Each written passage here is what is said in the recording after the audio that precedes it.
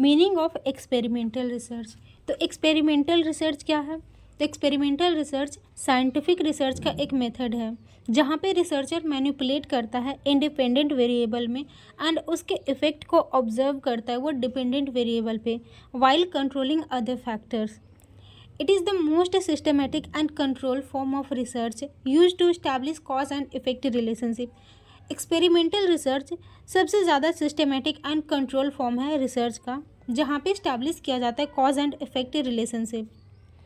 इसे कुछ लेखक ने डिफाइन किए हैं, जैसे कर्लिंगर ने कहा है कि एक्सपेरिमेंटल रिसर्च एक सिस्टमेटिक मैनिपुलेशन है एक वेरिएबल में जहाँ पे अदर वेरिएबल को होल्ड किया जाता है या कांस्टेंट रखा जाता है उन्हें और ऑब्जर्व किया जाता है इफ़ेक्ट को जो मैनिपुलेशन के कारण अनदर वेरिएबल पे अकर होता है।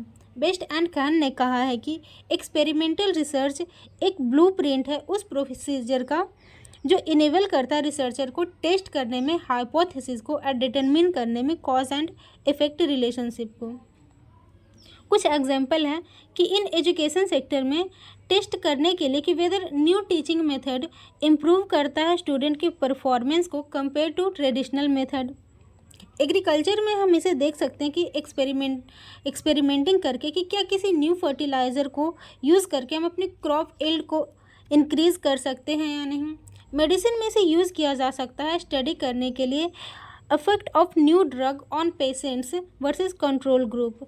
साइकोलॉजी में इसे यूज़ किया जा सकता है मेज़र करने के लिए स्लीप डिप्रीवेशन कैसे अफेक्ट करता है हमारे मेमोरी को जहाँ पे अदर वेरिएबल कांस्टेंट होगा।